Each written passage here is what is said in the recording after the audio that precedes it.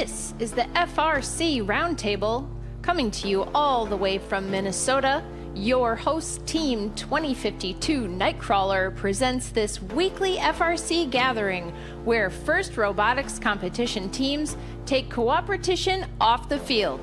Share your knowledge, give and get advice, solve a challenge, or celebrate what makes your team special. 3, 2, 1, go! There we go. Welcome everybody to the Sunday night call. Tonight, Briley from Team Prodigy. You guys call it Prodigy? You don't say Prodigy, right? You say Prodigy? Yeah, I think that's the right pronunciation. Okay, so from Team Prodigy, Briley has volunteered to lead our discussion tonight. We're going to do a week one review and what we learned. So, Briley, the floor is yours. Take it away.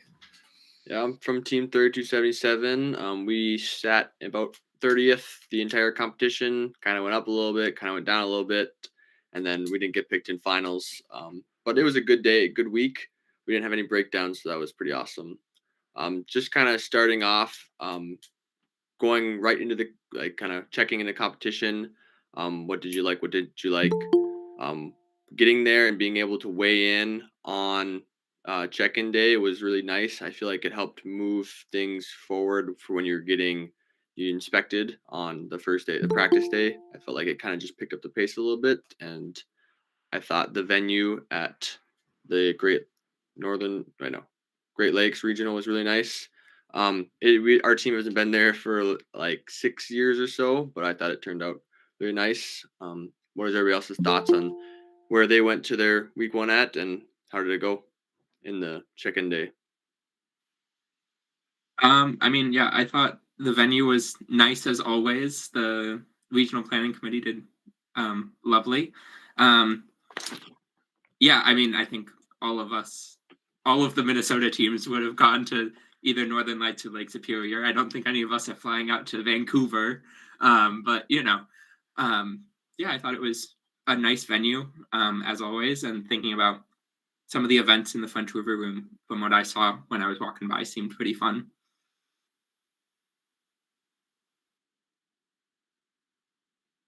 Does anybody else have any comments on it?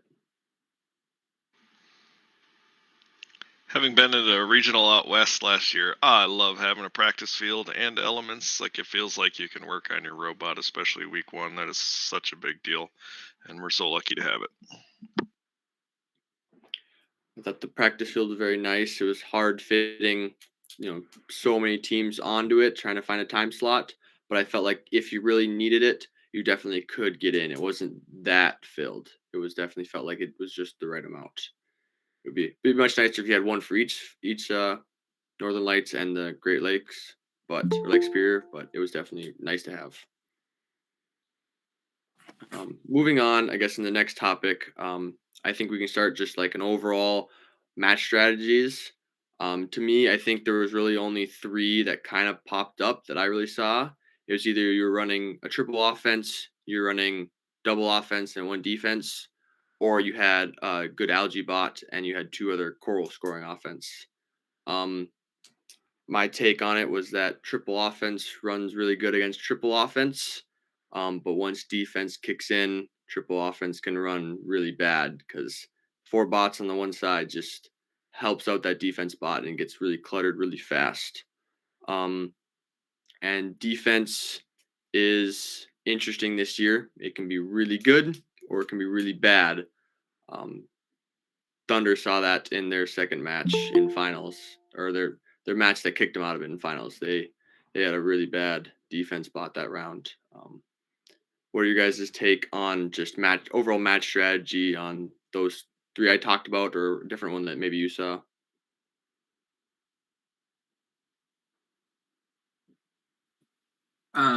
I guess for me, I think one thing that we saw, at least on Northern Lights, especially with like teams like us and with 111 Wild staying, we were able to both cycle coral and algae at the same time. And so our cycle would be an L4 coral, pick up algae from the reef, place it into the barge, pick up another coral. And so that was our cycle. And so it was a little bit of a mix between algae and coral for us. And so that was an interesting way to sort of be able to get those algae points. And I know like with our playoff match against Nightcrawler, like those algae points were the deciding points in the match. We were really neck and neck in coral. And so then those algae points were really beneficial there. Yeah, and there weren't very many teams that could do algae. I think that was a pretty big gap. Especially, I mean, algae directly into the barge. Okay, that's pretty hard. But there were a lot of teams that just didn't do algae at all. I don't know if we expected that, if I expected that or not, but it was hard, especially when we were doing alliance selections. We were hoping to get somebody who could do algae, and I thought the students told me there just wasn't anyone left. Yeah, so what Megahertz did for our strategy was we picked Tonkabots, and Tonkabot said that they were a really good L4 scorer, but they couldn't de-algify. So while they were doing L4, we would do a mix of clearing the algae and scoring into the barge or processor while doing coral for L2 and 3, and obviously that worked very well for us. What Dominic was talking about, the pulling or placing a coral and scoring an algae in the barge, I heard that called super cycles at some point. I think that's what we're going to see a lot of coming around to champs time. I think that's going to be really big.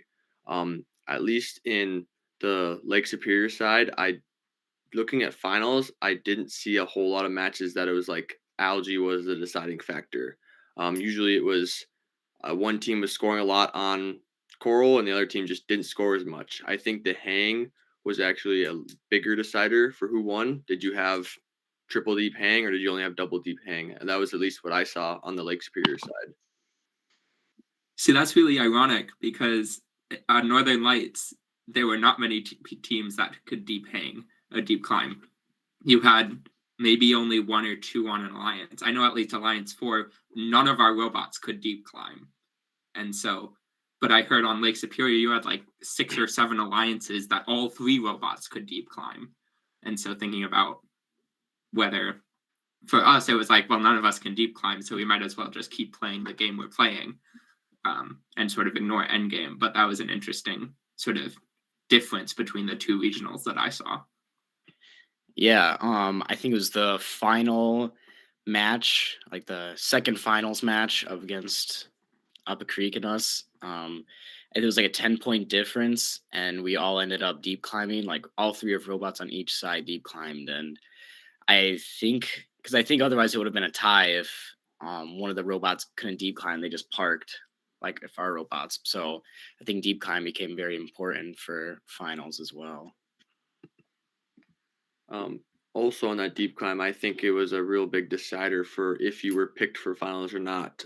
I think the 2 biggest deciders when it came for second pick, I mean, we weren't in the picking position, but just when I was looking at who was picked and who wasn't, I think having a deep hang and if you were able to score or if you had a good auto, I think was kind of what put you in that position to be picked. We didn't have either of that. I think that was our reason why we didn't make it to finals.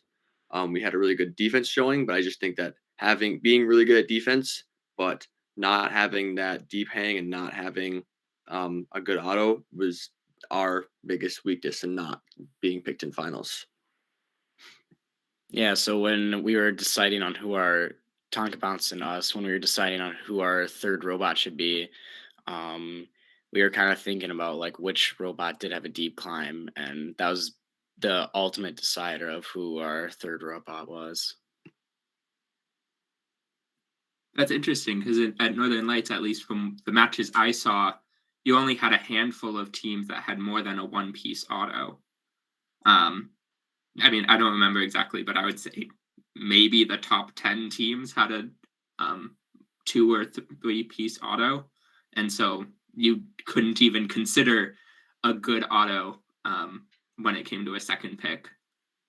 I know like our second pick our second pick was Talons and they were only defense. They didn't even have a scoring mechanism on their robot. But like when we weren't even considering auto in our second pick, which is an interesting difference. I think the top The top auto we saw in the playoffs was 5, correct? There's a couple of them. Yeah. I I mean, think total for the Alliance, yeah.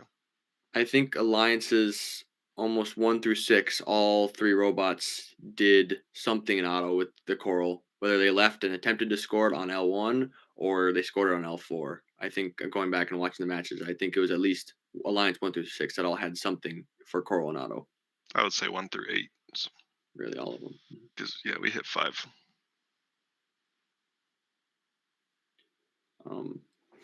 So we talked about. Did anybody see a shallow climb? I don't think we had one on Lake Superior side. I think we Yeah. had 1 or 2. Yeah, we had at least one shallow climb I remember seeing. There might have been others. I was gonna say I haven't really seen much of those because I watched Minnesota's and I was watching Pinnacles in California this morning, and almost every I'm seeing mostly is if you ought to have a decline or you parked. That's kind of the pattern I've been seeing. Yeah. And Rembrandt came up with this crazy auto, but one of the things I was seeing with them is and a lot of even from Lake Superior too. Was also I didn't watch much of Northern because I was also at school. Was people were just shooting corals, but then they fall off and they land in the middle there, and so or they're trying to go for L1 and L2, and it just ended up in the middle there. I'm like, oh boy, that middle is just getting crowded, but you know. But the thing that made no sense to me was teams are in such a hurry for fast cycle time. But then if your cycle is so fast, but you are not getting it in a pack and keeping it in a pack, what's the point of going so fast? And I saw that even with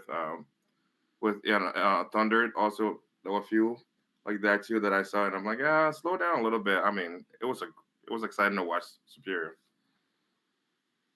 So thank you guys. You put on a really good show.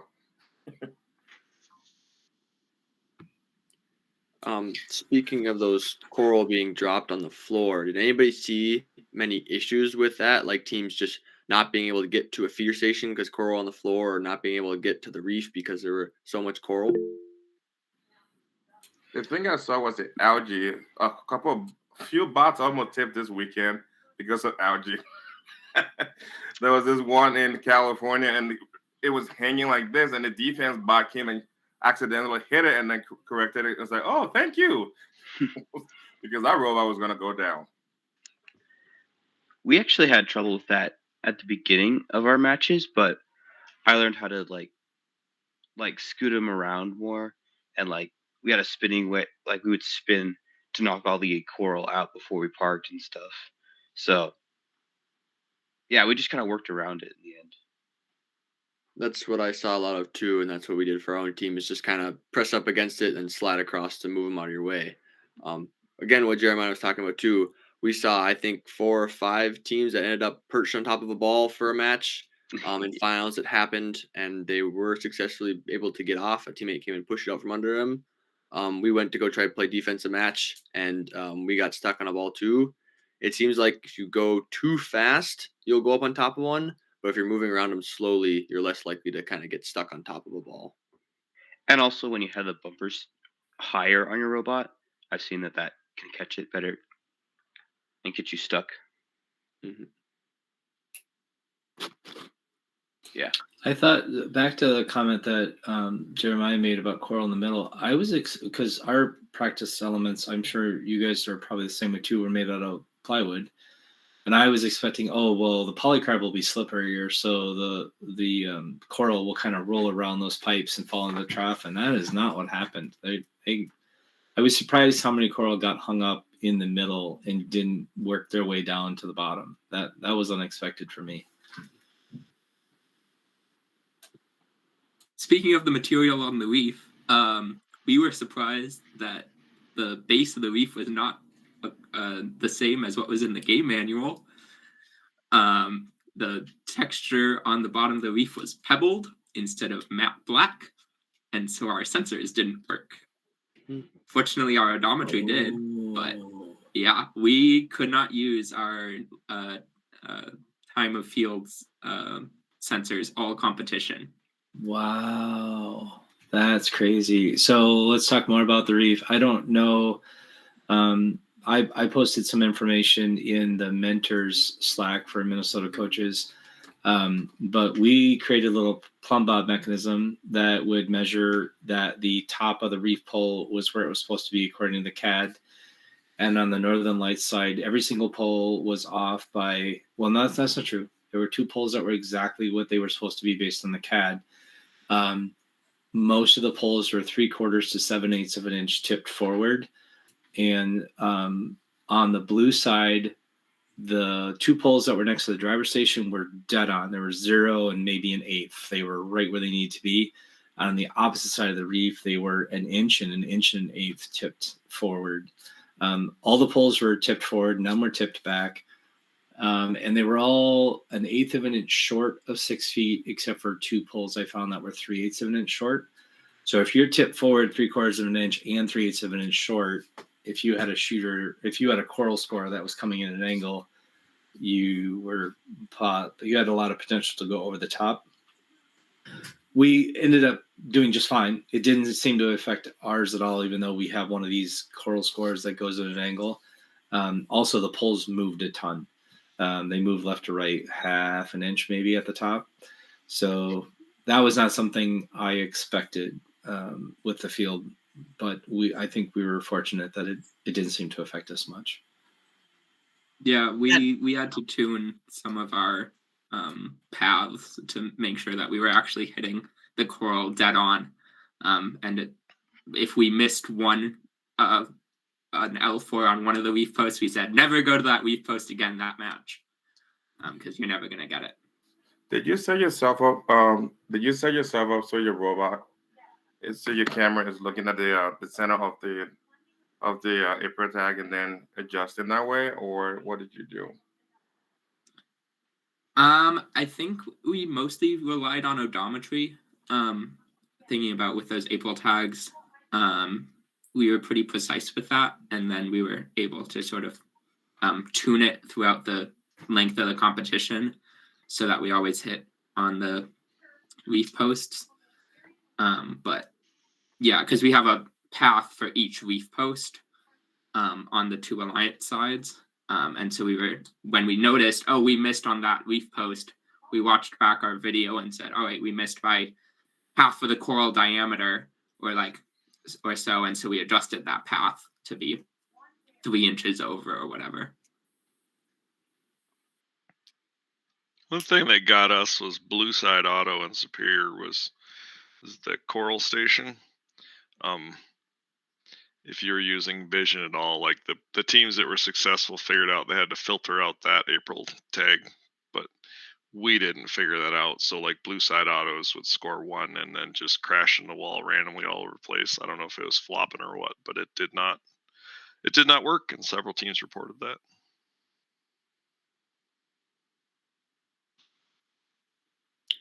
Scott, didn't you say that the April tags were really movable too on the reef base?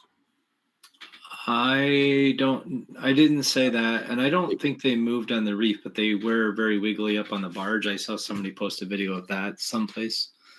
I don't remember seeing any problem with the April tags on the reef, though. Does anyone else remember that? Maybe it was something I heard from my own mentors. Reef seemed fine for us. Is the coral station for us, and only one side. I heard that Thunder shut off their autonomous aiming in teleop because it was not accurate enough. So they went to full manual. And I think there was maybe another team that did that too. So definitely some teams that were having trouble with, maybe it was just their code that was why they shut it off, or it was actually just the field wasn't quite what they were expecting. We turned off all of our auto alignment for teleop and just manually aligned. And part of that might have been the field. Part of it was that we just didn't get enough time with our programmers before we went to Duluth. I'm optimistic that we'll have better auto alignment for the next event. Yeah, we didn't have any trouble with our auto alignment using odometry. I mean, I mentioned we had huge troubles with our sensor auto alignment. But yeah, the reef surface April tags were fine for us from what I could tell. But that was because our programmers labored away last summer trying to figure out odometry. So kudos to them.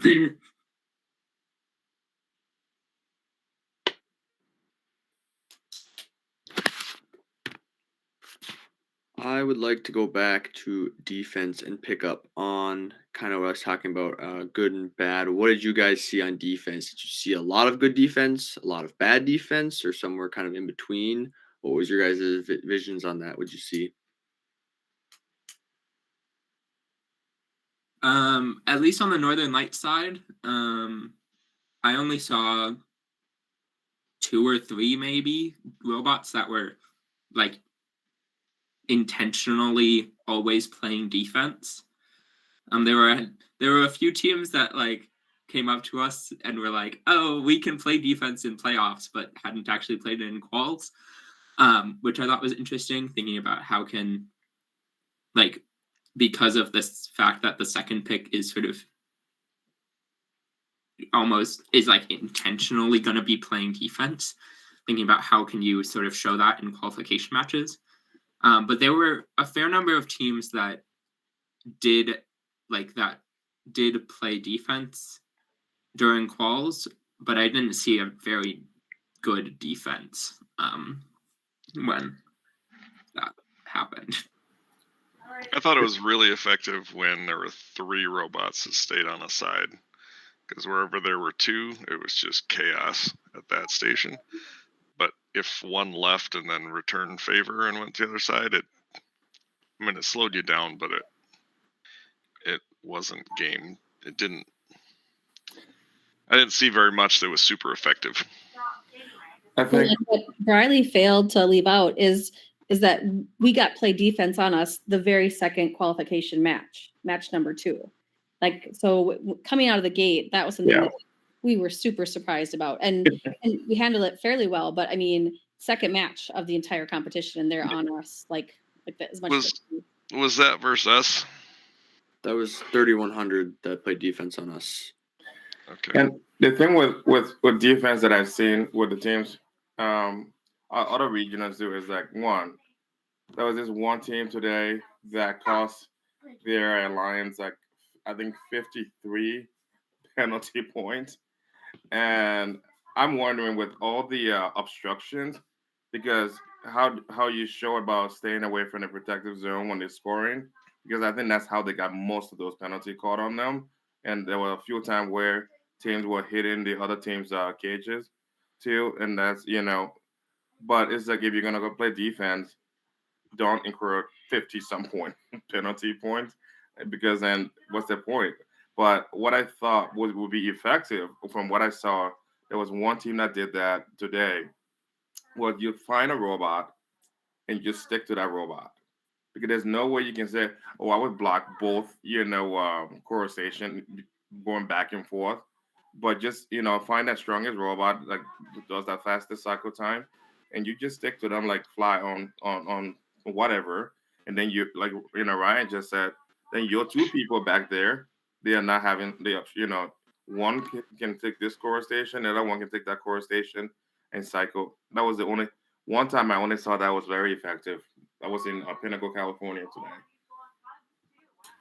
I will say that Talons did an amazing job of defending both loading stations. They'd go to one rolling station, and just as they're about to drop the coral, they'd hit the bot, and the coral would miss the intake of that bot, and then they'd push them around a little bit. They get a coral, and then they'd zip to the other side, and just as they were getting there, they'd hit a bot, the coral would fly out, and have to throw another one in. That happened so many times. Talons did a really good job of playing both corals. The best defense I saw the entire tournament. They did a great job. Yeah, to comment on that, that was the only team that both our drive coach and I had ever heard of that they had a dedicated defense driver versus an offense driver.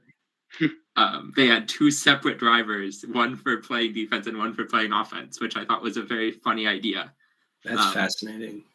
Yeah. But I do think that by and large, defense wasn't very effective for most matches, and I think it just has to do with you do have to cross the field, and a lot of drivers never practiced that or weren't prepared to do that. We had defense played on us a lot of our matches, and I don't know if the bots that were playing against us were lighter than us, or if the Krakens made that much of a difference on the drivetrain with the SDS modules. But we were able to push the robot out of the way most of the time. It was probably Talons that was playing against us that we did have a couple matches, or maybe just one, where we really struggled to get in. Certainly in finals when we played No Mythic and Company, we struggled against Talons. But I think might have been one other calls match, and maybe it was also Talons that did that. But for the most part, defense didn't slow us down all that much. I think so. On the Northern Lights side, I have a question for those that were there. Dominic, maybe you have some thoughts on this, but I overheard our drive team asking questions about what is a pin, because they were seeing people getting called for pin penalties, even though all the robot had to do was back up. So sort of an open field pin where you're preventing them from going where they want to go, but they're not stuck to the wall. They easily could have gotten away. And it sounded like, and again, I'm getting this secondhand, but it sounded like there were pin penalties being called when you actually weren't pinning a robot up against the wall. You were just prohibiting them from going where they wanted to go. Yeah, from what I heard, the referees changed the pinning rules throughout the competition. That maybe they didn't know it at first, and then by the end of the competition, they realized what they were doing. But what I heard from Talons as well was the fact that pins were reduced to 3 seconds this year, and so you have 3 seconds to pin the robot, and then also to get 6 feet away from that robot. And so you have really just a 1 second pin count if it takes 2 seconds to get away from that robot that is then chasing you, right? Because you're placing them on. If you leave, they're going to keep pushing against you, but you need to get 6 feet away from them within those 3 seconds. And so with the shorter pin rule, that made it really, really difficult to see, as well as the fact that you're playing defense on the far side, and it's hard to see that ref on that other side with the barge truss. That's true. I did remember the 3 seconds, but I did not remember that 6 feet rule. That's huge. Yeah. Yeah. So yeah, our Talon's drive coach was like counting out the pins for their driver, and they got like 1 or 2 seconds worth of a pin ever. And so they found it much more effective to not even attempt pinning and to rather just hit out of the way, especially for the teams that had a really narrow intake like funnel, like Wild Sting had a really narrow, where it was just like a little flange on the tube. It was really like, I know at the last match on Friday that we played against Wild Sting, we were supposed to lose that match. We had like a 16% chance of winning that match, but we played defense against Wild Sting. And because they had such a small area of intake from the coral station, they were super easy to knock around and drop their coral. Was that the one at the end of Saturday? That was the one on the end of Friday. It was like match 58. Friday. Yes, we were with you on that one. That was epic. Yeah. I think there's a lot of good points in there. Like Ryan talked about in the beginning, playing defense on a triple offense. If you're running that triple offense, you need to tell one of your teammates, you got to get out of here. It's just gets too congested. I see Jeremiah's idea of sticking to one robot. We played defense against 876. I think that match, it was to a double offense and a defense and a double offense and a defense. Thunder hadn't scored a match lower than 130. That match, they scored, I think, 89 points that match. So I think we did a successful job at keeping those points low. But you got to tell your teams, I think the best strategy is to stick along the driver's station on the opposite side. I don't see any reason to chase them towards the reef. We had some success with pinning. I feel like on the Lake Superior side, it was a 1, and then you had time to get away to drive towards the other drop zone, and we never got called for that floating pin count. I felt like that was they were really clear on that. But definitely, I saw in a match of finals, I talked about this a little bit earlier, one of Thunder's teammates, they scored 42 points in the first 15 seconds in fouls because they hit him twice in the reef zone and then twice in the barge zone. It was kind of rough to watch. If you can just mess with doesn't Dominic just if you can just interfere with them taking their coral, that's your biggest impact. You can if you lose them there, don't go towards the reef, because the teams that I saw today incurring penalties, that's how they got it, because it's a lot of things either way to see where your robot actually is versus. I mean, the referees have a better vantage point than you do, and they have the final call. They can do that thing, and there's nothing you can't argue it. You can, but it's not going to make any difference. So, but at least stay away. You can see your robot staying clear of the protected area. So, but yeah. Who is the robot that was with Thunder? That was interesting because they do a little defense and they kind of muck it all up down there because they're picking up algae. Then they would shoot them from that side. I thought that was kind of a fun strategy. They were a little vulnerable from where they're shooting from. You could go between the reef and them and then tap them for some penalties, even though they weren't trying to play defense there. They were lining up to shoot. But I thought that was clever. That was Rozo that was doing that. I think that idea will develop a little bit. Like if you're an algae shooter and you can go down there and pick up an algae and then play some opportunistic defense, and it's a 2v1, but you're still scoring. I saw that today too. A team going and taking the other team in the algae, then scoring it in the barge, and then or throwing it towards their side of the field. And so, but the other thing I also saw this weekend, I think it's Superior and somewhere else, is that if you cycle algae faster in the processor, as much as that give you 6 points, right? 6 points for that. And there was this one kid, he kept nailing every single one of his 4 points in the barge. And I'm like, do you want to be doing that for a 2-point differential? I don't know. It was just one of those things where I was thinking is like, yeah, you're getting those 6 points, but now he's consistently getting his 4 points, and he didn't miss one. I mean, he was a tall kid, so it's not like he literally went like this and just eased it into it. And I'm like, oh, that's a good strategy. You find a tall kid on your team and make them a human player.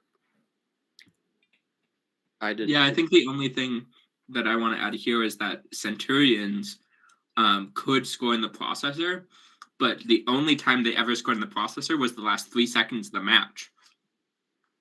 Because they said at that point, all of L4 is going to be filled, so we might as well grab an algae and score those 6 points. The human player is not going to have time to score it into the barge because it's still going through that sensor. And so getting those last 6 points right at the very end of the match. It might be a way to make up for our lack of deep climb if we can figure out how to do that effective. I mean, I think we got up on the practice field. It wasn't fast enough, but it's an interesting thought because you're far away from parking or climbing, but that's 6 points right there for the taking. That was a viable strategy. I heard and definitely I saw a few teams that were accomplished it in quals. I don't think I saw much of it in finals, but I did hear of that strategy. When it comes to processor scoring too, something we tried, so we had to face in the finals on Lake Superior, lightning turtles and up a creek that, lightning turtles just putting, I don't know how many they put up in the net, 10-ish or something. Mm-hmm. And we tried to score a bunch of algae in the processor just to see if we could get that net really full, if it made them actually start missing or making it harder for the robot to place it in. And it didn't really work. It was an interesting idea, but if rewatching the videos, it didn't really work. The idea being if there's 15 of them up there, maybe their human player starts missing or the robot has to stack them 2 layers high. But I don't think it's going to come into play going forward. I think I watched one of those matches and then they missed one from the processor in, so that was a score. You gained an extra 4 points from that processor score than usual. But yeah, it's really easy to throw those balls up in the net from the processor. It is. You're expecting 2 points out of it. So it's really only viable if you're going to do it in the last couple of seconds, or you're doing it because L4, 3, and 2 are already filled. When we were even hoping that it would make it harder for their robot to score them, right? Like if you're barely at the height limit to get it in there, maybe there's some more bouncing, things mess around, you have to go like higher. But I don't know. At least for their design, they had it locked in. One of the things I'll say about the processor, I mean, I agree. I only saw one kid miss an LG. The human player missed it for the LG, but after the 3 matches, I think it was after 3 matches, our first 3 calls matches, we noticed that we were significantly behind the teams ahead of us, even though we hadn't lost one yet because of the tiebreaker with the co-op. And so the next match, we went out and scored 4 in the processor, 2 in ours and 2 in theirs. And we got the co-op for the tiebreaker. And then the next match, we went out and scored 2 in ours and 1 in theirs because they had already scored 1. And I think we may have done that once before where we were scoring LG in the other alliance's processor because we wanted the tiebreaker. We ended up finishing with a co-op average twice as much as the second and third place team on our side because we wanted that tiebreaker. But of course, if you look at the stats, our Coral scoring was down because for those matches, we were running over the other side of the field and we were doing LG.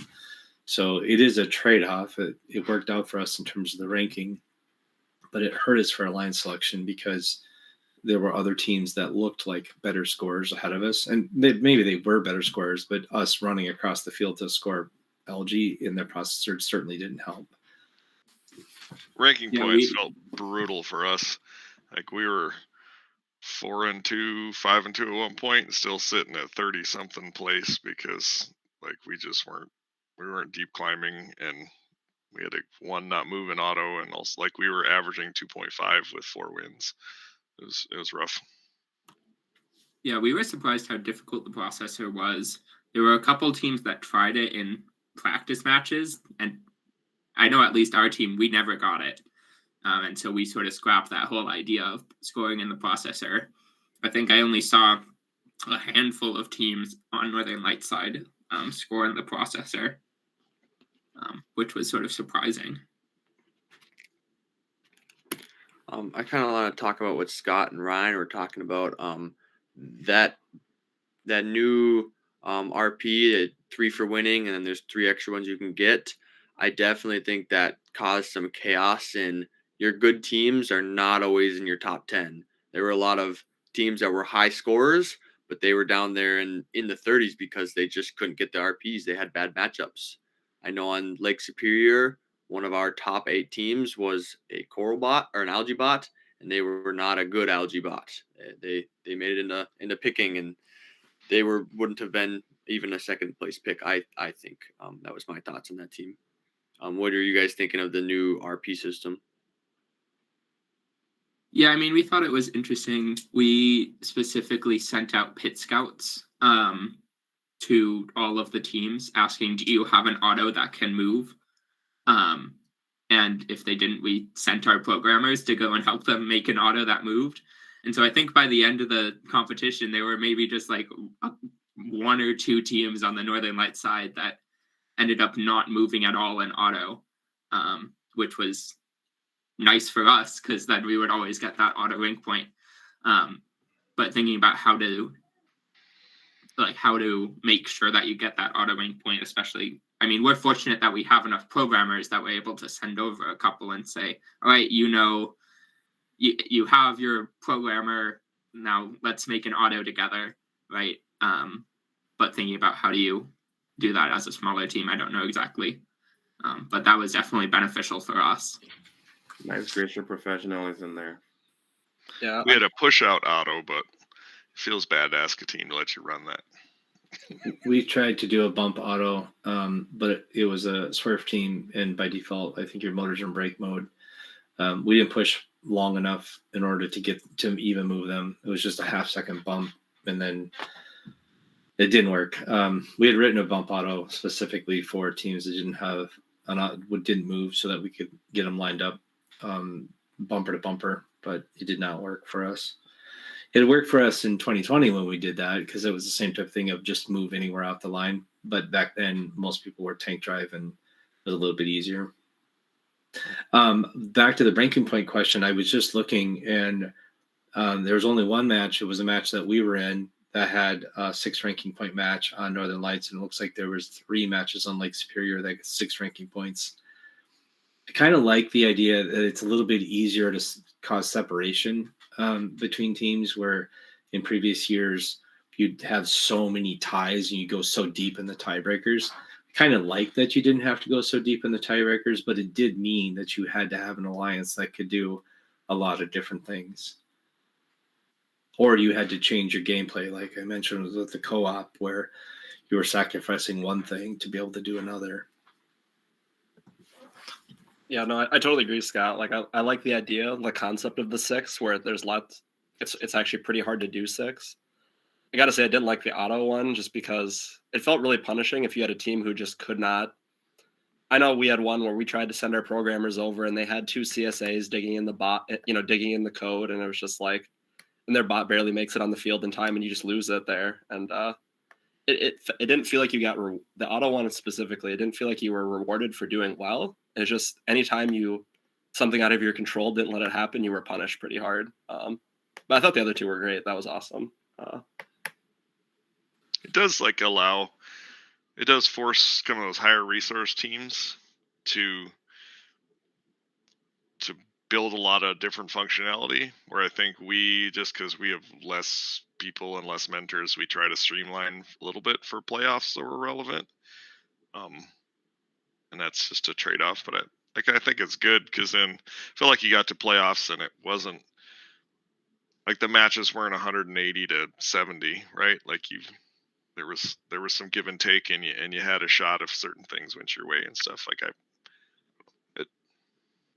it felt good a little bit that way.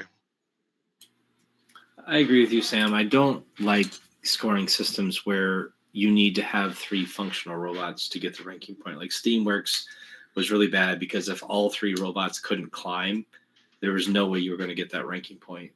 I liked the in-game scoring this year because you could get the ranking point with only 2 functional robots. I think that was great. I think they could have improved the auto ranking point by saying, fine, you only got 2 robots that move off the line, you better put 3 coral up high. If it would have been points based instead of an individual task per robot based, I think that would have been a better way to do it.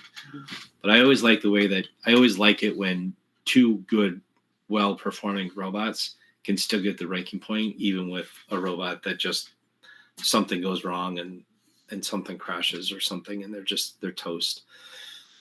We were toast one match. We moved 8 feet off the line and we moved 8 foot back on the line to park because we had to take a CAN coder apart and resolder all of our connections. We got lucky and found that if you tapped a CAN coder just right, that all the lights went off on the robot. So luckily we found it. We had 3 matches where we were seeing stuttering and jerking, and we finally figured out it was inside the CAN coder, took it apart, resoldered all the connections, and never had a problem again. But weird things happen. You just never know. It's nice when you can still get those points, even if you have a dead robot.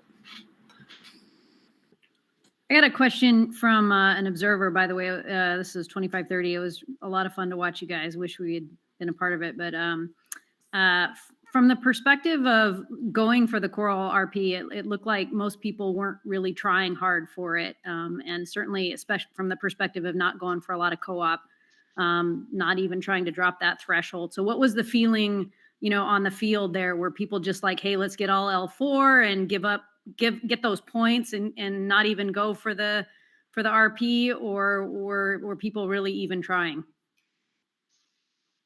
At least from our perspective, I know it really depended on the match, right? If we looked at the match and said, all right, this is going to be a close one, we would try and focus on L4. But there were a fair number of qualification matches that we were like, all right, I think we can get the Coral rank point.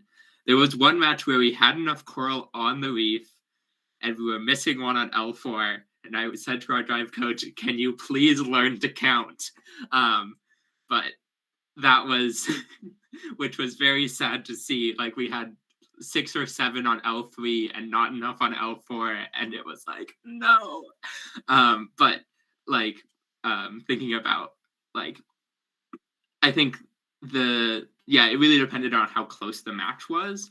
But I also know, like, at least for us, we were much more efficient at scoring those L2 and L3 corals. It was actually slower for us to score L4. And so thinking about, can you divide the reef by layer by robot, right? Thinking about, you have one robot score 5 on L4, you have one robot that scores 5 on L3, and such and such. And so like thinking about how do you divide that reef up in your pre-map strategy to make sure that you can get those coral RP. The other thing from an observer perspective that I saw was a lot of L1s weren't being successfully scored. Things were just, I was just like sitting there, I'm like, come on. I mean, things are just falling off. I mean, people would I wish some of those motor speeds would dial back a little bit, because I felt like they were shooting it fast and then would just bounce off and fall off, and it was just a lot of those. I think from our team standpoint, there were quite a few matches that we did try to go for that coral RP, but if you don't have a good algae bot to score that co-op for the other side, because they also didn't have an algae bot, then it was honestly really hard to get even 20 coral cycles. And especially like Jeremiah was talking about, if you have 2 good bots that are good at 4, 3, and 2, most likely they weren't good at 1. So then how do you get that last row filled to get that ranking point?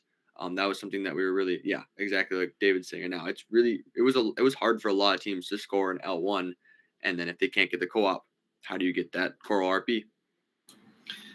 Dominic, I will share the same frustration, and we all have the same frustration.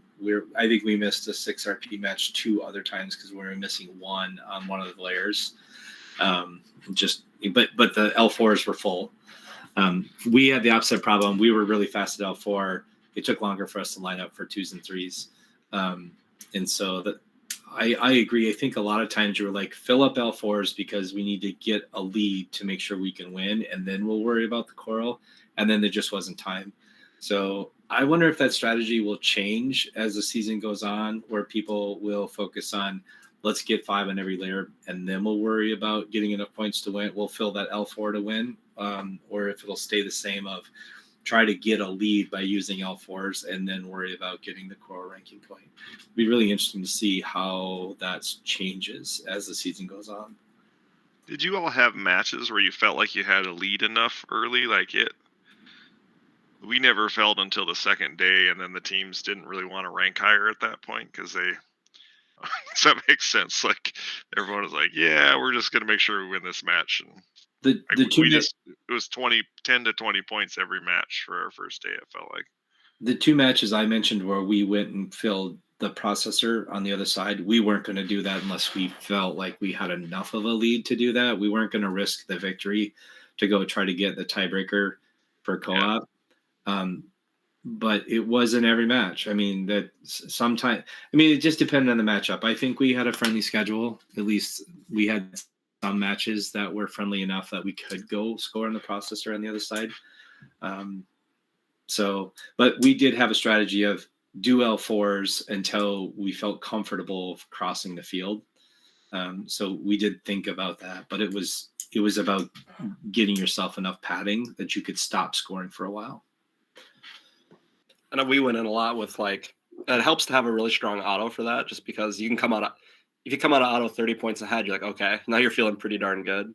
And especially if you're scoring 2 or 3, now you only you can basically get L4 done and kind of evaluate, all right, where are we at here? Like, is it time to, or sorry, when I say done, L4 done, like getting the 5 for the RP and then kind of deciding. And we did a lot of watching the score, and if it ever looked scary at all, okay, switch back to L4, because we can always come back and do it later.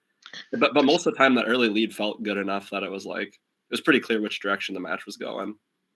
We got scared in one of our playoff matches, like the ebb and flow, because there's diminishing returns. So you stack up L4 first, and you're like, oh, we got it, so we're gonna go do something. But then they're still stacking 4s, and you're stacking other stuff. It was it was interesting, the flow of the scores to watch. Yeah, I'm curious. Go ahead, Scott. I'm curious on the comments that have been made earlier about how hard it was to score one. Is anyone reevaluating robot design to improve their L1s? Because I'll tell you right now, it's hard for us to do an L1. It's especially since those corals are getting hung up in the middle more than we thought they would. I think that's definitely something our team is starting to look at slightly. We don't know for sure like how big it is. I think we'll start off with seeing like how hard it is to do with our original design, and then depending on how that goes, we'll go from there. But for the most part, I think we're probably going to prioritize just scoring better for more point value wise, because I mean it really is only important in playoffs unless you have like coral scores that go so far on the reef.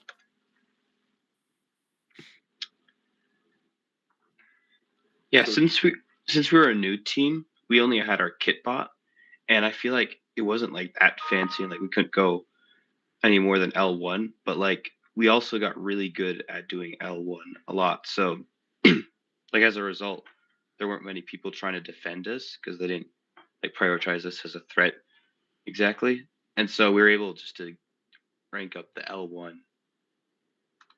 like a lot of L1 each match. Oh yeah, there's this team on Lake Superior who was scoring, man, I want to say 10 or 11 in L1 every match. I can't remember which one. Bemidji, yeah. And we got in a qual with them, and they came and they said, we climb and we do that. And we're like, awesome, this is going to be 6 ranking points, no problem. And sure enough, it was. And it was interesting watching them rack up RP, despite in playoffs probably not being the perfect pick. You probably don't want someone doing 10 L1s in the playoffs, but, maybe as a third bot who can climb. But it was interesting watching, just seeing those RP dynamics play out versus what you want in playoffs. I think that, I don't know what teams have been planning for between matches. Something that came up on our board, I don't know if we'll do it or not, is whether the students want to do ground pickup. But I think if you did a simplified ground pickup that just went from the ground to L1, as hard as it's been to do L1s for those that are scoring up high, might be a viable option if you've got the weight. I don't know that we're going to have the weight to do something like that. We're right at the limit as it is. But that was something that never came up in our design meetings of going from ground to L1. But now, based on what we saw, I think that's a viable mechanism if you've got the weight to build it. Something that I want to touch on before if we happen to move away from scoring is an interesting dynamic change that we saw on Lake Superior side was last year, the co-op, I think it was every match you were talking to your opposing alliance, are you going to go for the co-op or are you not going to go for the co-op? Whereas this year, I think we were only asked if we're going to try for the co-op, I think one time the entire competition. That was a big change that we saw, is that like there was not a lot of talk about your opposing alliance. Are you trying to co-op? Are you not? Like, I don't know if it was that a lot of teams weren't depending on it and they were either planning to score the algae themselves or they were just hoping to get to 20, or it was just that they weren't worried about it at all in general. I don't know what you guys were thinking on that. We kind of got sick of asking because it was always no. Like we'd ask every time, but the three teams would look at each other and be like, I can't do algae, I can't either, and then they all shrug and say no. So we did ask every time, but it generally was just not that many people could do algae. I mean, there's algae in the process. There's probably only, I don't know, 6 or 7 teams that could do it on Lake Superior. Somewhere in there though. When you guys said there was no algae bots, are you talking about necessarily one that scores into the barge or into the processor, or just in general? I think in general I feel like there wasn't a lack of bots that could knock it off the reef. For us, there wasn't any matches that was like there's algae on the reef and we can't score on L3 anymore. But those bots then could not put it in the processor or the barge. They were all over the floor. I mean, they were a nuisance from what I was watching. Yeah, if we could make a new robot, I think it would be really great if we could have made just one that focused only on algae, because it was really a lack of it. Like if we could just like fill that hole in the scoring process. So I got a question here, Scott. You mentioned something that I must have missed in my game review. Are you able to score in both processor? Yeah, you're allowed to take it to the other side of the field and put it in the opposing alliance's processor. It's not against the rules. And do they get the point, or do you get the point? They get the 6 points for scoring, and then your human player would get the 4 back if they can get it up into the barge. Okay. So it's a net 2 loss. What is the advantage of doing that? The co-op points are the first tiebreaker, right? Is it first so tiebreaker? So It's first tiebreaker. if you guys are gonna be doing the if you are going to co-op and they agree, and okay, that could be, I see it. Yeah. Thank you. So what we were seeing on Northern Lights is we were getting 4 and 5 ranking points, and we were staying pace for pace with Wildstang and Robo Huskies and Patriotics, and we were pace for pace with those on points, but we were at the bottom of the tiebreaker because we didn't have any co-op points at all. We had 0. So then we started running across the field and filling the processor for the opposing alliance so that we could improve our tiebreaker points. As long as we felt comfortable that we had enough of a lead, that was a quote unquote safe thing to do. It's sort of like double dipping, because you think, all right, I think we're gonna win this match, and now as an extra thing, let's go get more tiebreaker bonus. And eventually we were able to get ahead. We ended up getting to the point where I think our average was 0.44, and the next closest was 0.22 in the top 5. So it was a good strategy. It worked out. Like I said, it hurt our coral scoring numbers in other people's scouting data, because we were running to the other side of the field to do that. But it helped us with our rank. We did that for one match, not for necessarily the trying to get the extra co-op point, but just to try get that lower that and that amount of coral you need to score to get that RP. We were a little slow at it, but we managed to get it, and I think we ended up getting that coral RP that match. So that was what more we saw that as a viable strategy for, was trying to actually get that cooperation to lower the amount, because nobody on our alliance could score L1, which is a common thing I think a lot of people are running into.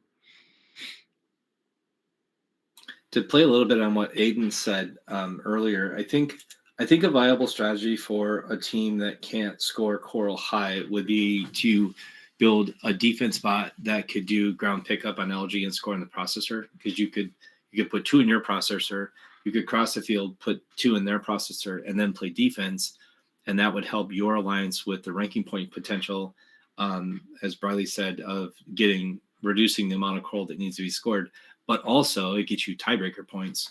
So that's a hugely beneficial thing in quals to help your alliance.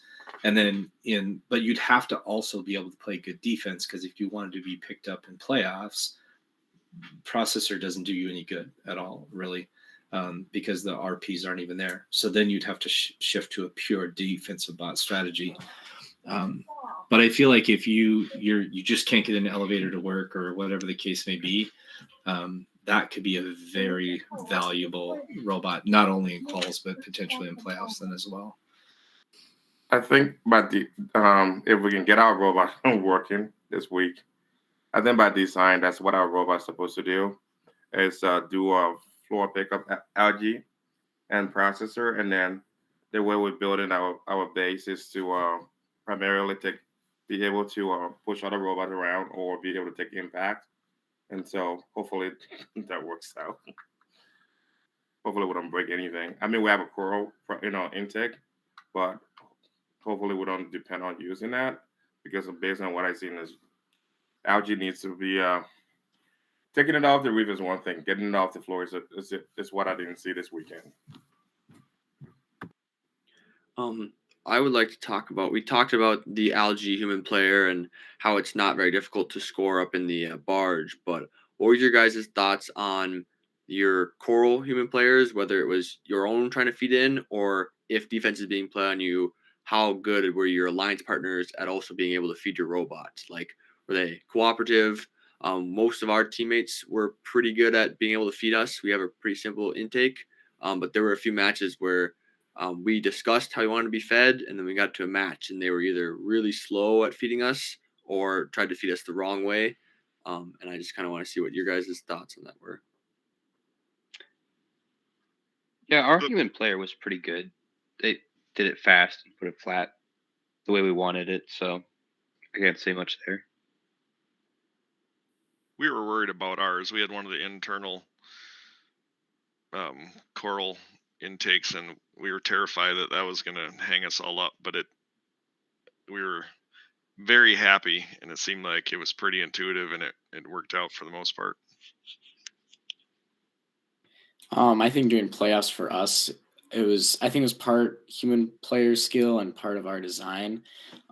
Halfway through, so the first half we had our human players switch sides. So then our human player would feed our robot during auto and then switch to our side for the driver station.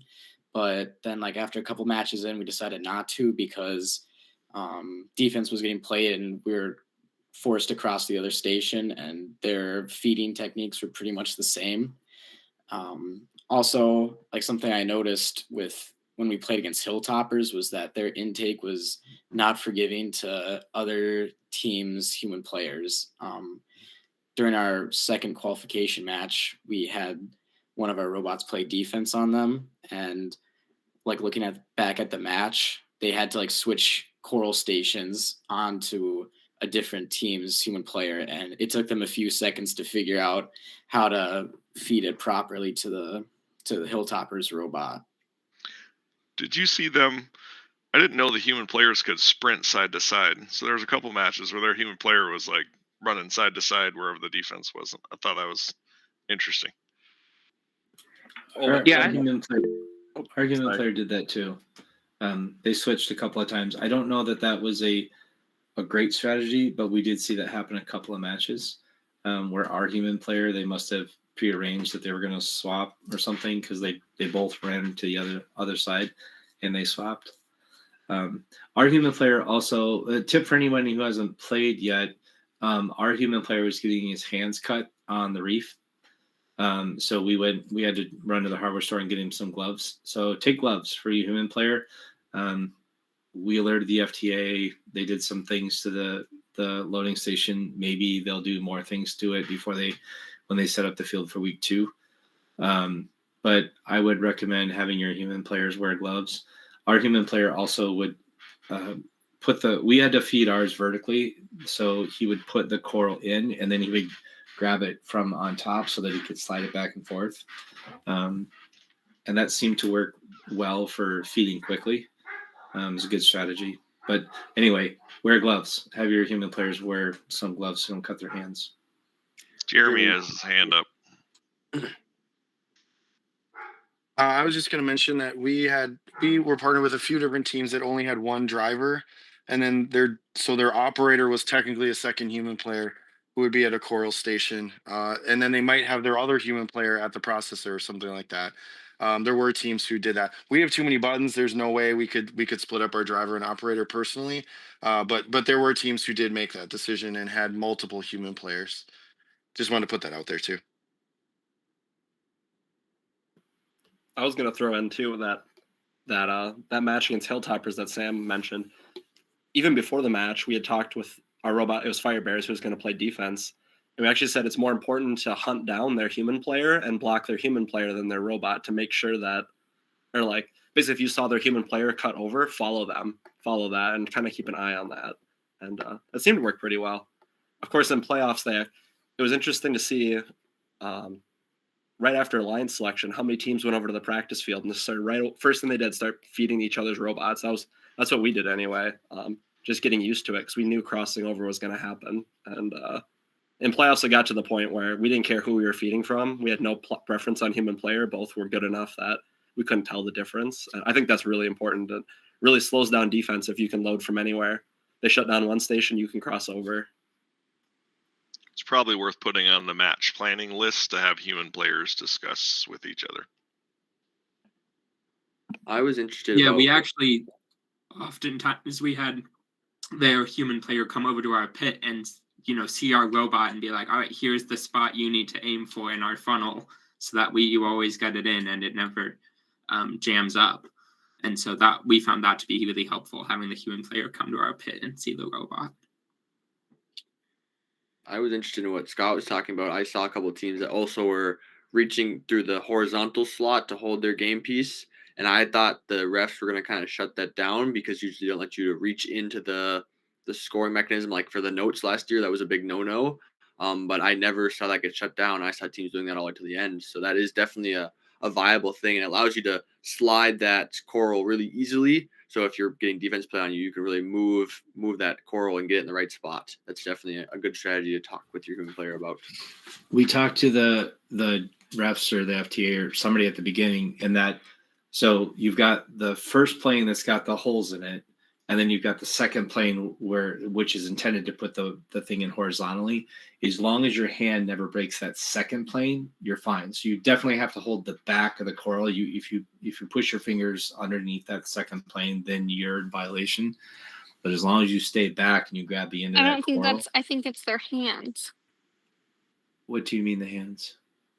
I don't know. I mean, yeah, your hand can't break the second plane. On at least the Lake Superior side, I saw that's how Thunder. That's the only way they fed that. Their hand was fully on the bottom, like down between that plane, and they would feed it in like that. I think I saw that the whole comp. They were doing that. And they never got no note on that. It definitely looked a little bit scary sometimes, but I don't think anybody called that. Yeah, I'm pretty sure, again, a second hand, so I could be wrong, but I'm pretty sure that you've got the first vertical plane that has the holes in it, and then you've got the second vertical plane that is kind of the backstop for if you want to put your thing in horizontally. As long as your hand doesn't break that second vertical plane, I believe that's supposed to be okay. Julia, are you understanding something different though? Did you get told something different? I wasn't told anything different. I just saw that I saw at least 2 teams that were breaking that rule and never got called on breaking that rule, at least mid-match. So that was something I saw. Yeah, we asked that same question at the beginning of like on Wednesday or Thursday for drivers meeting, and they told us the same thing. And what we've kind of seen too is that the calls were inconsistent. Like from our human player, like he said, like at the beginning, like they would catch him every now and then, but a lot of the time it would kind of go under the radar. Like as long as it clearly wasn't going past it, I guess like if his like fingers like crossed that breach, I think they wouldn't see it. Julia, I don't want to shut you down. Is that what you were saying, or were you saying something different? Okay. I see she said, nope, sorry about that in the chat. Well, if you've got more to add, please. I didn't mean to shut you down if that's how it came across, but if you've got more to add, please do. I feel like if you were going to feed it vertically, it was almost easier to be a little overzealous, putting your hand through the hole and then extending your arm too far down that slot. Whereas if you had your arm and your fingers, let's say, holding onto the top of the back of the coral, and you push it, and your knuckles would hit that wall, and you'd let go. And I think it was, harder that way to get your hand down that slot when you're already kind of got it crooked around. So the coral length was almost the same length as the chute past that second wall. And so I think one thing they were looking at too is if they saw that the coral hadn't been released yet from your hand, but it was sticking out past into the field, that your hand must be still in contact with it and therefore extended past that plane as well. Yeah, I think it's something that it's an advantage to stick your hand down the chute, and it's hard for the refs to catch to see. I think it's going to be something where teams are riding the line all season, and it's going to be a thing that keeps coming up of, check out this video. They're clearly sticking their hand down and no one called it. And I think there's going to be a lot of that because it's a big advantage, and you can really fire it down that if you push further. So it'll be interesting to see that as the season progresses. But I think we see that all the time. For Power Up, we saw people whipping those cones all the way to midfield, and there clearly was no way to do that unless your hand was inside the field. I think this happens a lot. So I'm not surprised that some teams were pushing the limits and not getting called. Someone talked in the chat about talking about line selection. Before we go there, we're talking about obviously reaching your hand. That's a foul that was kind of getting rode on the line. Are there any other fouls people saw that they maybe thought should have been fouls, but were kind of getting brushed off or only were getting called sometimes? I don't think there was any that we saw, but maybe someone saw some of those. One foul that we identified, unfortunately, was if you're scoring in the barge, it's fine to touch the metal pole, but you cannot touch the fabric mesh. Because one time when we were coming down from scoring in the barge, our wheels sort of hit that net and we got a foul play called on us. So that's something to keep in mind if you are scoring into the barge, that we've figured out that we extend up, go over a couple inches, shoot the algae, go back a couple inches, and then retract, just to avoid hitting that mesh. But something to keep in mind that we didn't realize before the competition. It was kind of nice to not be thinking about how the game was called, honestly. Like, it just felt good. Like, a match is over and you're like, yep, that's what happened. Yeah, I think the pinning calls, like Dominic had said earlier, it seemed like that maybe was changing a little bit as the day went on. But otherwise, I agree. I think it was pretty straightforward for most things. I thought I was glad to see, I think, how generous they were on the climbs, where if someone was kind of rocking a little bit and maybe tapping they would rock and maybe one would tap for half a second and then come back up. They pretty much were getting credit for it. Versus like where they kind of, unless they actually settled on the ground, it seemed like they were pretty much defaulting to you got credit for the climb.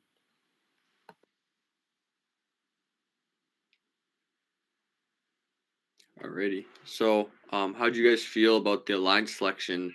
I felt watching from being the pick area for the alliance captains, I thought it went really quickly. I thought that was a nice part about that. I don't know what you guys about alliance captains that were on the field. How did you guys feel pressured with the 2-minute pick time, or do you feel like you had plenty of time to pick? I know for us, like, especially for our second pick, thinking about you want to have a list of 2 or 3 teams, just so in case your top team gets picked, you don't have to scramble to find your next pick within a minute 30. I know that was helpful for us. We fortunately didn't have to use that, go down the list at all, but thinking about how, rather than just having one pick in mind, having a couple, and ranking those picks just in case. I know that was a big thing for us, but I don't think Northern Lights had any issues with the timer. I mean, I wasn't watching it, but that was interesting. Dominic, didn't your alliance make their second pick with like 6 seconds left on the clock? I thought that was Alliance 4. Was it Alliance 3? Somebody on Northern Lights just barely beat the buzzer on their second pick. It must have been Alliance 3. We were fine. All right. But nobody got skipped. Did anybody get skipped on the Lake Superior side? No, it seemed pretty fine for Lake Superior. I think the only problem was when Thunder Robotics was picking like the top 3 alliances, and we all said no. And then I think they were like a little frazzled, and then they picked Hexhounds though. And then from there, like everybody pretty much knew who they were picking, and there wasn't long hesitations. I think the longest hesitation was, I think it was Alliance 4's second pick. I think was the longest wait, where they got down to like 15 or 20 seconds. But other than that, yeah, it was just Thunder's asking for the top 3 captains and all getting rejected. But other than that, yeah, no one was skipped, and it felt smooth and it felt quick. That felt really good. And the people in the audience too, like that have been through some of the ones that take forever, like it was refreshing for them. They're like, oh, that was really nice and fast this year, which is a good thing.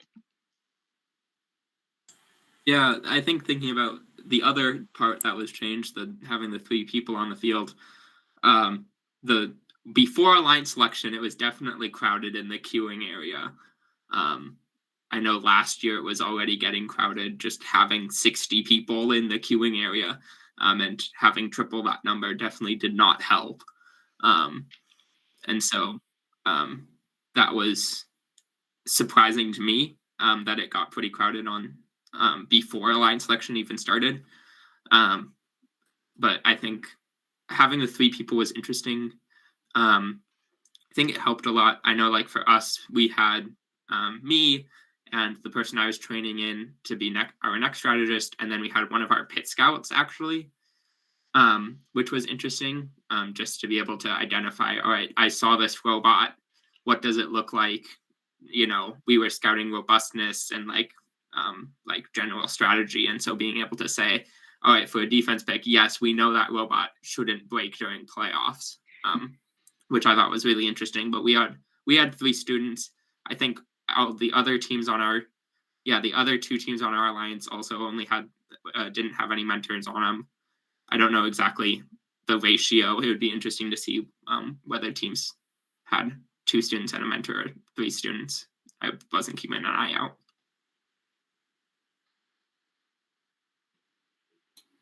I will say that we had an adult on the field. They asked him if he would be on the field, and he said, well, only if you don't have another student who's a better choice. And they said, no, we want you on the field. So that was a student choice, but we did have an adult on the field, our drive coach. I also wasn't keeping track of how many adults. I would just a rough guess, maybe 50-50, maybe 30-70. I wasn't quite keeping track of that kind of thing.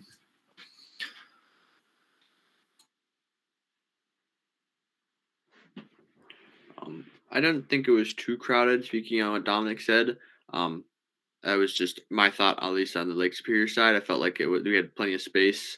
And the same for the mentor count. I would agree with Scott. I think it was around that 30, maybe 40, 60. There was definitely more students than mentors. But I do kind of like that fact that allows for more discussion between your team, and it skips out on that phone call. You have more brains thinking together rather than putting all that pressure on one person. And I did like that thought process of it. I know at least like our alliance, we still did have a phone call. We had a voice chat going on with people in the stands, which I thought was interesting, and I was not necessarily expecting. I don't know whether other teams still chose to use that phone call or not. That was interesting. I also know that we just we didn't have a phone call, but then we said, all right, here are our picks, and we typed them out in Slack and said, do these look good? But yeah, I thought that was interesting, thinking about what if it disincentivized phone calls, but they still happened. It is nice to have a team of people down there. We had a kid a couple years ago that recopied the list wrong, and that hurt and was really embarrassing. So if you have a few people, like, it's just nice because you're a part of a team.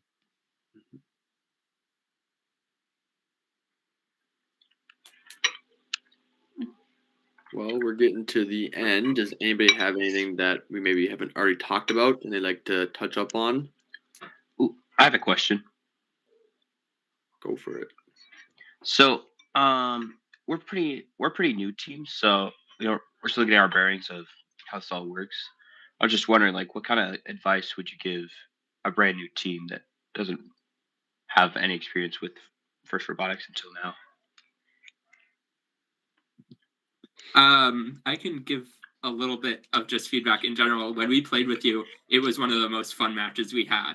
That match 58 was so fun to play with y'all. It was so fun seeing like all of the passion and energy that you all had. And our drive coach was like, that was incredible. So definitely keep that up. That was super fun to see. Yeah, I agree. That was such a fun match. Aiden, what team are you on? 3054. It's a team of like 6 people from Grand Marais. So I'm on a team of 4 people. We Really? are not a new team. I think we've been around for about 12 years now. So being a small team is definitely hard. I'd say everybody's got to be able to pitch in and kind of help out. You don't have the liberty to have a programming team and a build team, kind of that thing. But everybody has their own disciplines, can help out in that way. I think a good thing to do is, being at comp, go out and look at as many robots as you can. See how people are doing things, see how they're doing their electronics, how they're coming up with ideas is definitely a big thing to do. Sure. Coming from not a smaller team, like my lead build kit and the kid with him now, a newer girl who joined our team this year. So total, I think like Riley said, we have like 6 kids on my team consistently. We had illness broke out this past week, myself, 2 of the kids, and that pretty much have hurt our productivity. And sometimes it helps to know that you can have all hands on deck.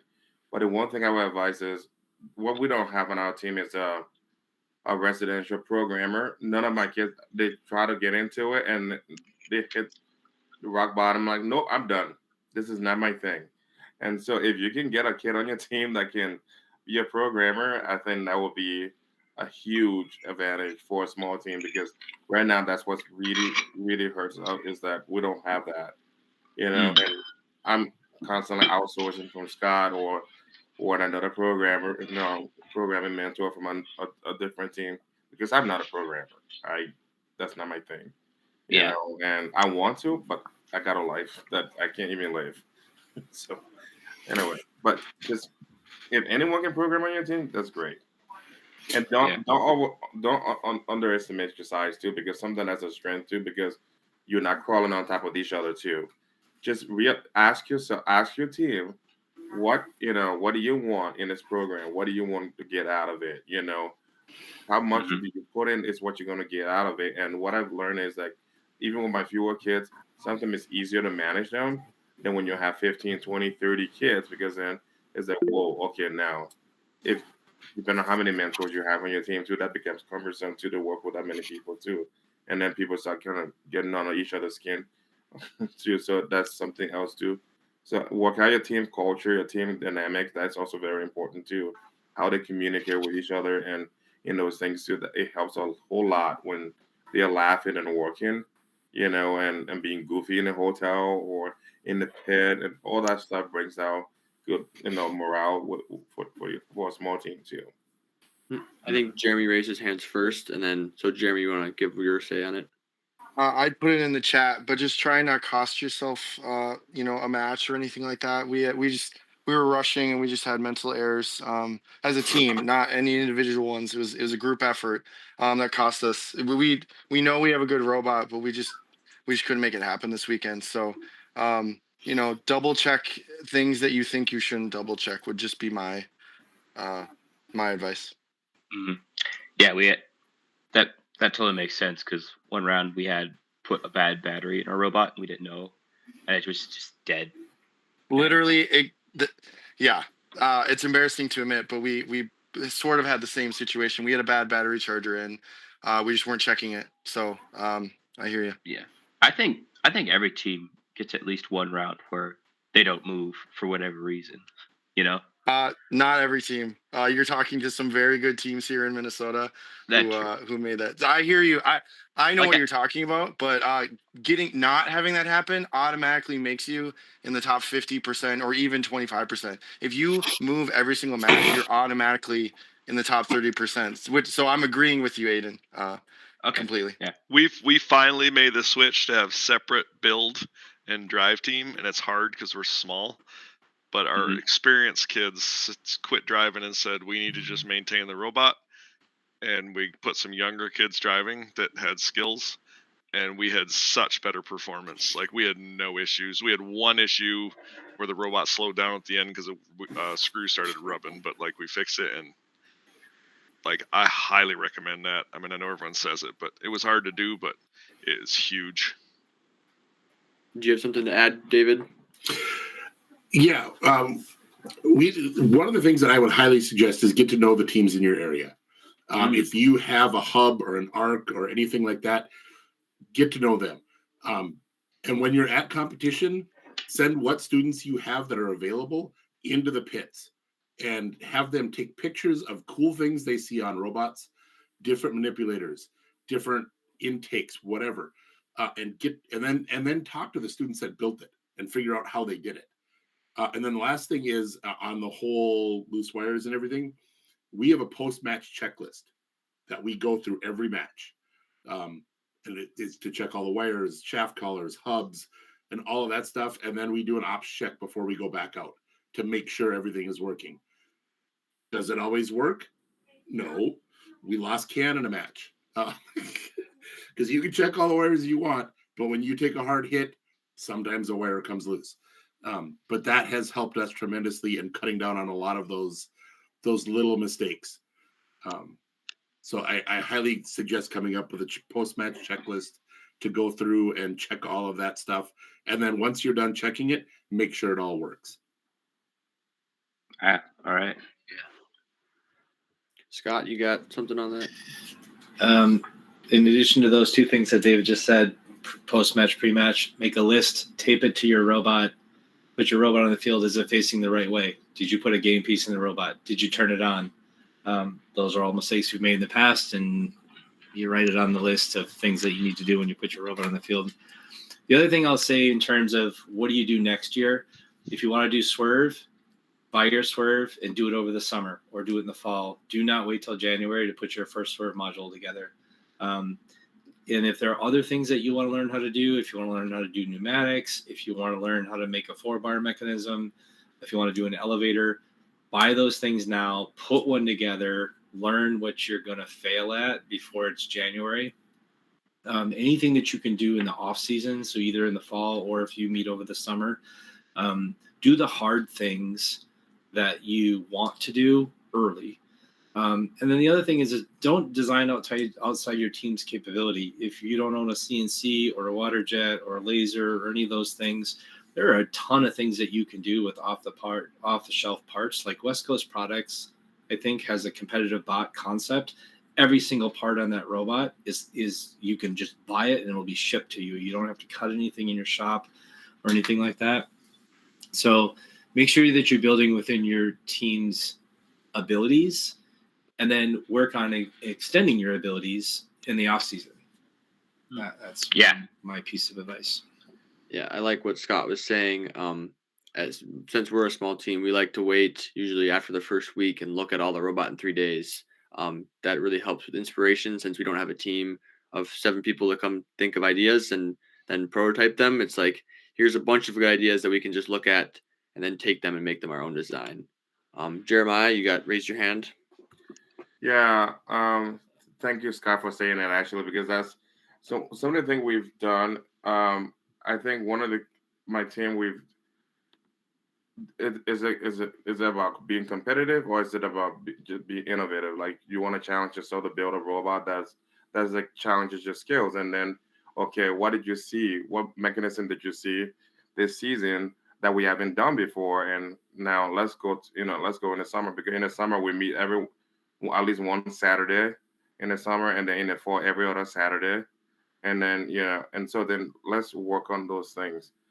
Does it mean it work out flawlessly? No, but we're never going to try something. We learned now 2 years ago, don't try something new that you haven't done before. just walk into this game. And the other thing is your battery. Your battery, take a zip tie and zip tie that connection together too. Hot glue, Ethernet ports.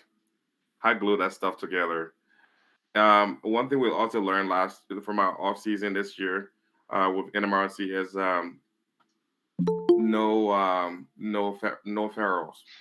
We had to wiggle, straight into the port, because with the ferrules, if you don't have the right gauge and the right crimper, that wire, one little push on that robot and that wire just disconnected. Now you're sitting doing nothing, and all that is because one little wire came undone. Yeah. So, I gotta go get that. Hand raised. Was that me? Yep. Some of our favorite games have been when we didn't try to compete with what we knew the top robots would do. So like this year, everyone was talking about algae and the different ways algae could be super useful in Alliance. And sometimes it's really good if you find something that seems like it'd be a really fun way to play and it would be a great support robot. Doing that is easier than trying to compete with really experienced teams, and you'll have an amazing tournament. And I think I heard you say Grand Marais? Yeah. Okay, so Dave was just talking about the ARC, and you're kind of off in nowhere. But I'm also northeastern Minnesota, so there are teams. If you can get to one of those practice field days,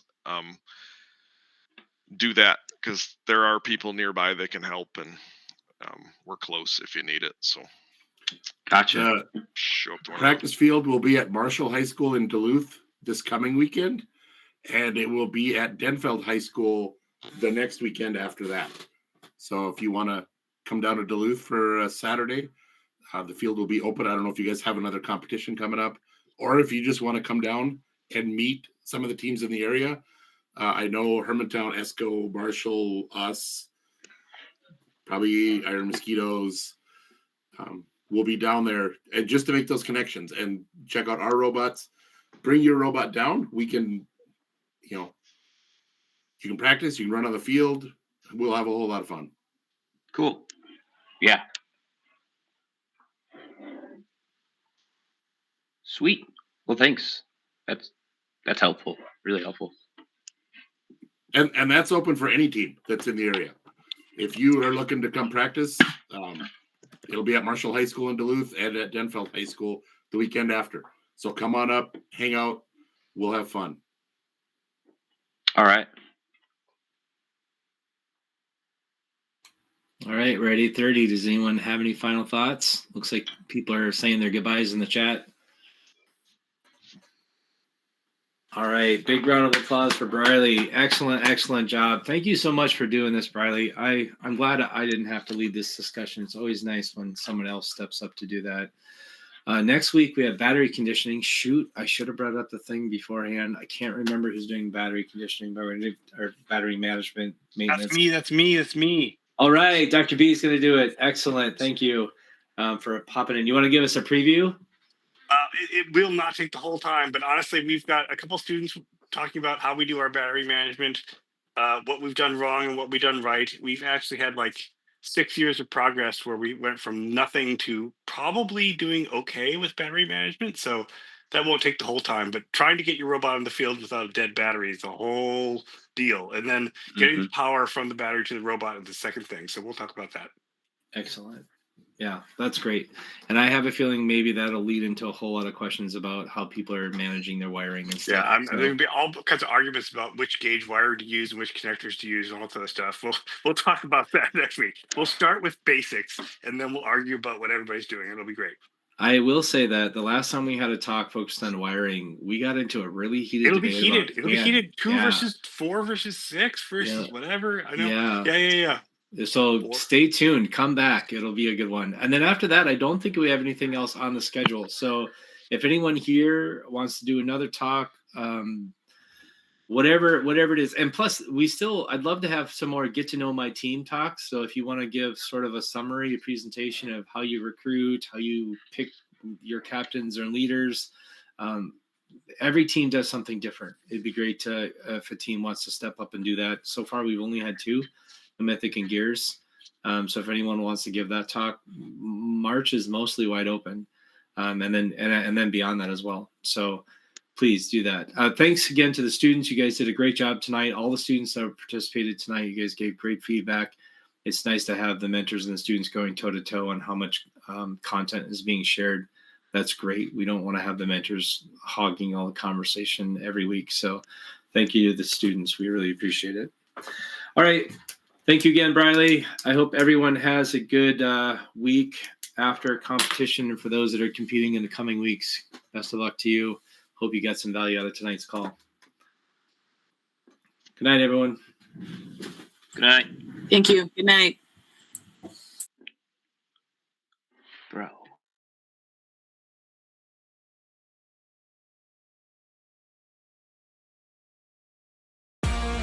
That's it for this week's FRC Roundtable. Join us live all season long, every Sunday night. Visit the website at team2052.com/roundtable to sign up for weekly invites. In the meantime, keep building, keep learning, and we'll see you next week.